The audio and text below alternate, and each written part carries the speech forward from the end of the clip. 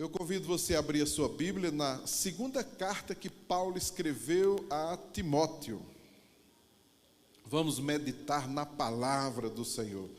Na segunda carta que Paulo escreveu a Timóteo, no capítulo 3, 2 Timóteo 3, no verso 10, a palavra de Deus diz assim, ó: Tu, porém, tens seguido de perto o meu ensino, procedimento, propósito, fé, longanimidade, amor, perseverança, as minhas perseguições e os meus sofrimentos, quais me aconteceram em Antioquia, Icônio e Listra, que variadas perseguições tenho suportado.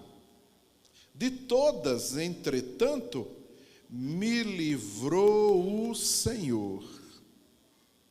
Ora, todos quantos querem viver piedosamente em Cristo Jesus serão perseguidos. Não tem jeito, né? Aí o texto vai nos dizendo mais. Verso 13: Mas os homens perversos e impostores irão de mal a pior, enganando e sendo enganados. Tu, porém, verso 14 de 2 Timóteo 3, tu, porém, permanece naquilo que aprendeste,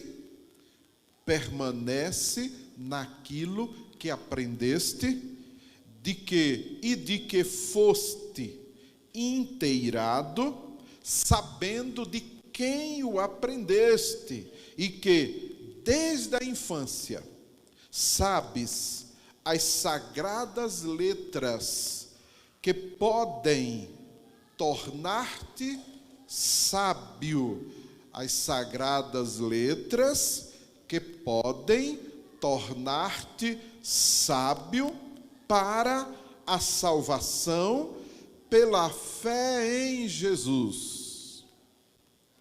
Verso 16: Toda a Escritura é inspirada por Deus e útil para o ensino, para a repreensão, para a correção, para a educação na justiça, a fim de que o homem de Deus seja perfeito e perfeitamente habilitado para toda boa obra. Amém. Glória a Deus. Eu quero hoje conversar com vocês de discipulador para discípulo. Esse é o tema. De discipulador para discípulo, ou de pai para filho. Porque, baseado no texto de Paulo a Timóteo, o texto que acabamos de ler, e nas duas epístolas que Paulo escreveu a Timóteo, primeira carta de Paulo a Timóteo, segunda carta de Paulo a Timóteo, Paulo se refere a Timóteo como seu amado filho. Então, em 2 Timóteo, quando ele começa a carta, essa segunda epístola, no capítulo 1, no verso 2, Paulo chama Timóteo de seu amado filho. Então, há um relacionamento muito chegado, muito próximo de Paulo com Timóteo. Essa relação é muito bonita. E essa relação é o modelo de discipulado do cristianismo que Paulo tanto ensinou. O apóstolo Paulo, ele se relacionava com seus discípulos de pai para filho. O apóstolo Paulo, ele se preocupava com a vida dos seus filhos, com o desenvolvimento da vida de cada um dos seus filhos, dos seus discípulos. Paulo queria que eles crescessem em tudo. O apóstolo Paulo se preocupava com a saúde dos seus discípulos, não era só com a de Timóteo. Você vai ver que Paulo estava preocupado com outro discípulo, com Trófimo, e tem outros nomes aí, que Paulo vai apresentando a sua saudação. Paulo tenta até dar recomendações para Timóteo, porque ele tinha alguns problemas estomacais. Então Paulo tem uma relação muito aproximada.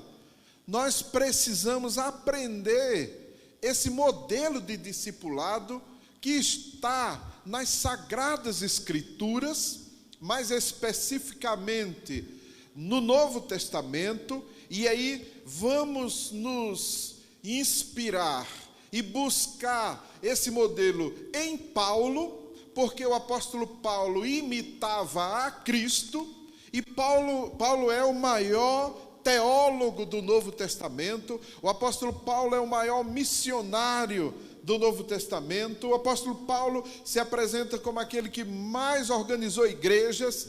O apóstolo Paulo, ele se levanta com um testemunho vibrante de formação de discípulos. E essa relação de Paulo com todos os seus discípulos, ela serve de modelo e exemplo para o nosso relacionamento como igreja. Nós sabemos que houve, ao longo dos anos, uma deturpação do modelo de igreja e, consequentemente, também a deturpação do modelo de discipulado.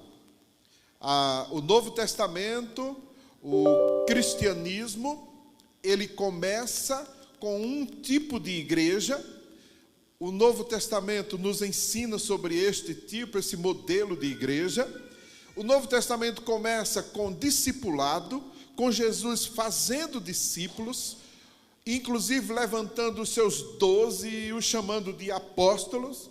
Com o passar dos anos, esse modelo de igreja foi esquecido, esse modelo de discipulado foi abandonado, e hoje, quando as igrejas tentam retomar esse modelo, ainda encontra muita resistência, mesmo nas igrejas declaradamente igrejas no modelo de discipulado.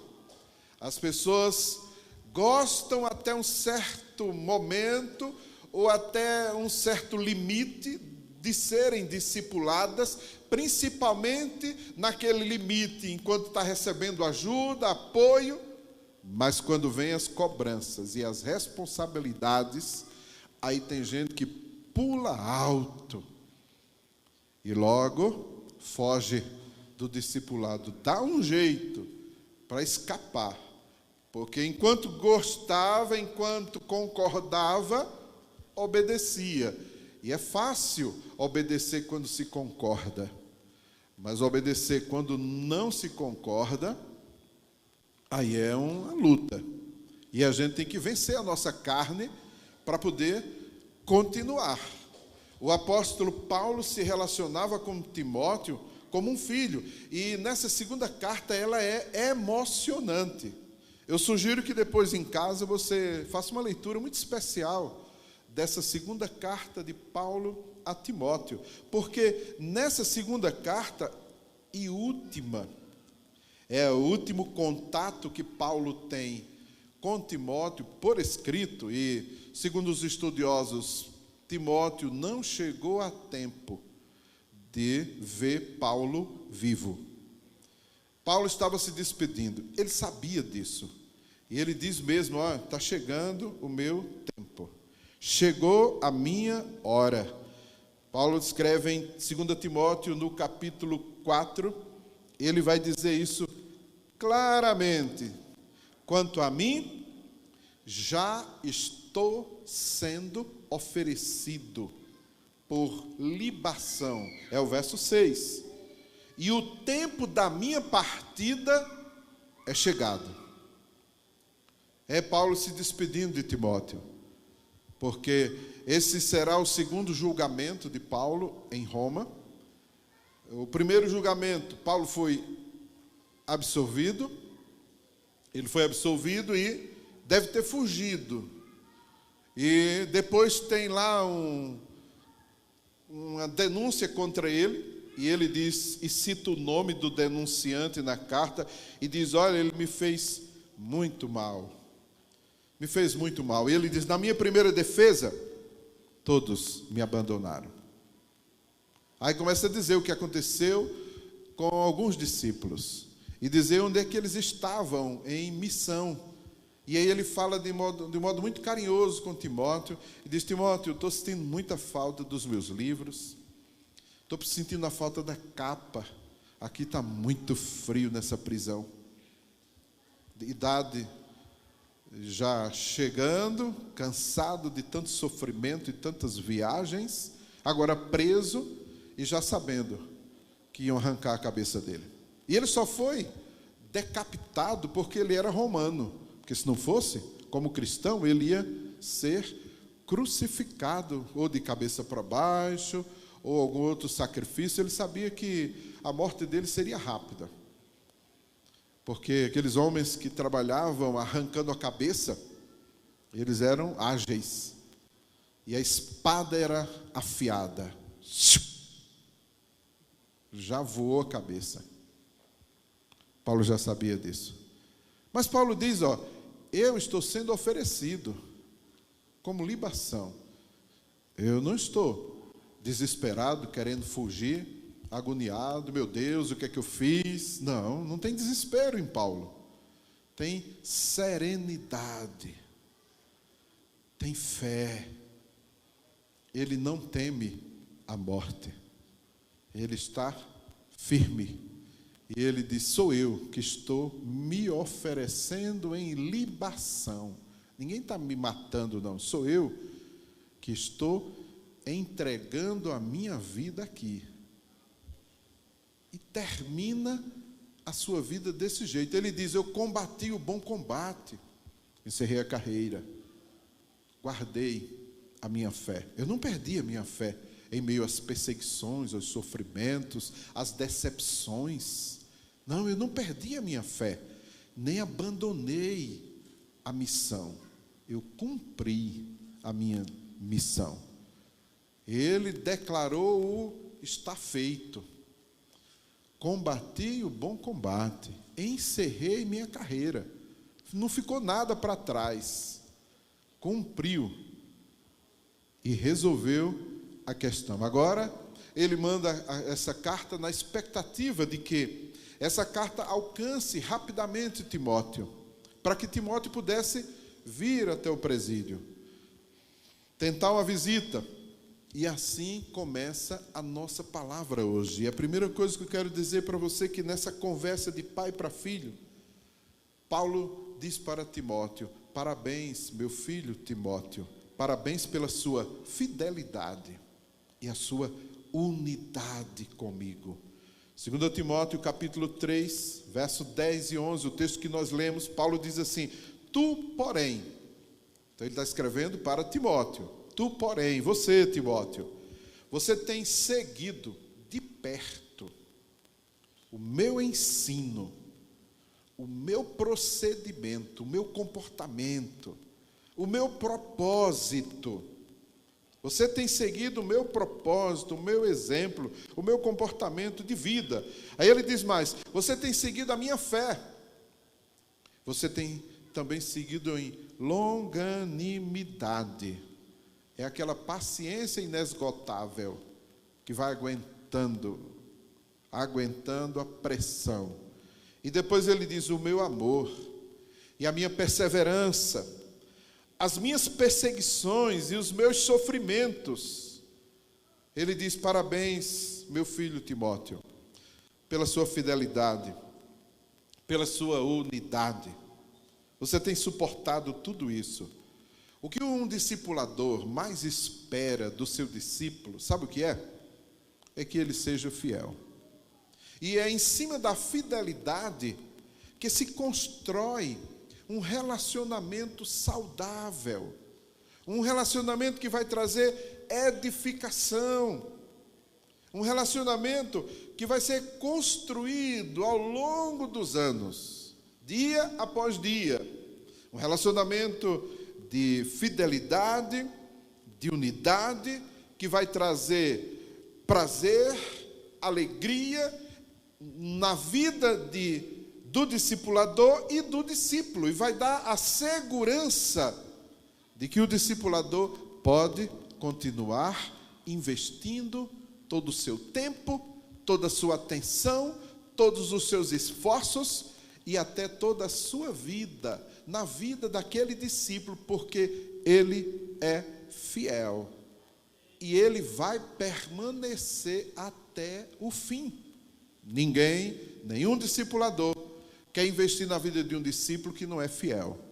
Para que ele vai perder o seu tempo? Para que ele vai se incomodar, se preocupar, se ele vai passar um tempo aí e pronto? Eu estava conversando uma ocasião com um pastor, um amigo, e ele disse, eu dizendo para ele, olha, essa questão de igreja hoje parece que virou uma concorrência aí, e a igreja, a pessoa pula de uma igreja e vai para outra, e chega na outra, aí aquela disputa, e o pastor, essas questões de pastores que a gente fala. Ele disse para mim, ah, rapaz, você é muito bobo, eu não me preocupo com isso não. Quem quiser vir, que venha, e eu vou receber. Eu já sei que assim como ele não foi fiel lá, não vai ser aqui. Mas seja bem-vindo. Enquanto ele quiser ficar aqui, tudo bem. E eu fiquei pensando, meu Deus, você sabe que na prática é assim mesmo que a coisa funciona? Na prática é assim que funciona. E a gente precisa, eu acho que preparar a nossa alma, o nosso coração, porque eu vejo muitos líderes de células que se frustram, se decepcionam porque colocam uma expectativa muito grande na vida do discípulo e depois isso não corresponde e ele diz, ah, todos vão ser assim. Mas deixa eu dizer uma coisa para você, não são todos que são assim. Deus está levantando uma geração de fiéis que está compreendendo isso.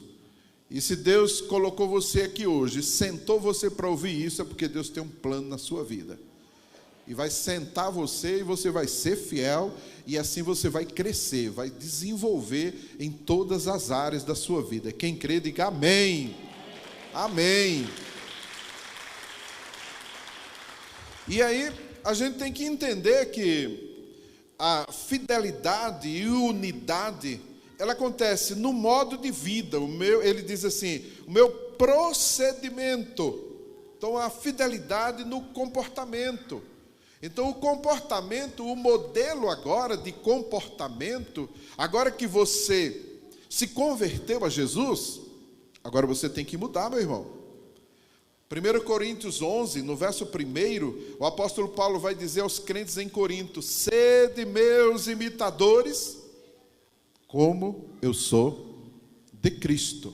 O modelo está aí, é Jesus. E nós juntos vamos nos unir para a gente copiar esse modelo perfeito, que é Jesus Cristo.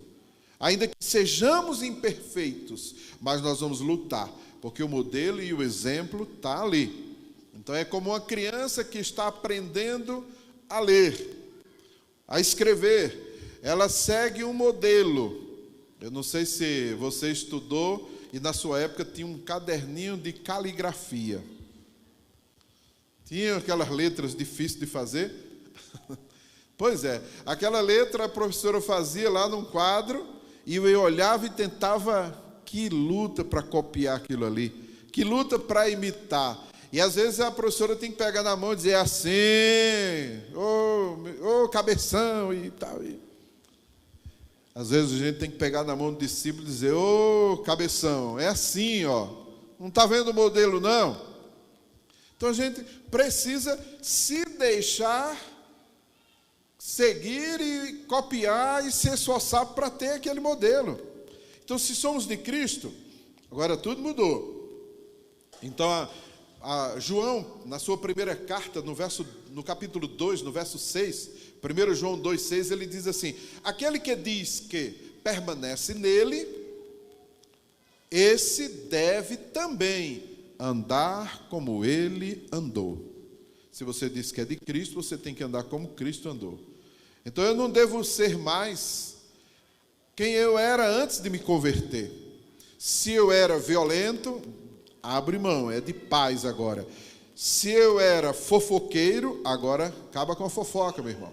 Se eu era mentiroso, acaba com a mentira. É falar a verdade, ainda que doa, mas falar em amor. Se eu era ladrão, acabou. Não tem mais esse negócio de roubar. Você vai trabalhar honestamente. Se eu era prostituto, acaba com isso. Agora você é uma pessoa diferente. E é interessante que não sou eu que vou dizer que mudei. Eu mudei muito. Não, tira esse orgulho fora. Quem vai dizer se você mudou ou não é quem convive com você. Ele vai olhar para você e vai dizer, esse mudou. Quem vai dizer isso é o seu discipulador. Foi Paulo que disse a Timóteo que ele estava de parabéns porque tinha mudado muito. Então agora ele tinha seguido de perto todo aquele modelo e exemplo ele estava seguindo. Então o discipulador é o primeiro a ver essa mudança. Ele vai dizer parabéns. Então nós estamos juntos nessa caminhada. Essa fidelidade e unidade, ela também passa pelo propósito. É o que o apóstolo Paulo diz aqui, ó. A minha perseverança, na longanimidade, procedimento, fé, propósito. Então há um novo propósito de vida. A minha vida agora ganhou um novo propósito. Eu gostaria muito que você entendesse isso. Porque se você entendesse que agora você é de Jesus, que você tem que andar como ele andou, e agora a sua vida tem um novo propósito, o mundo vai mudar.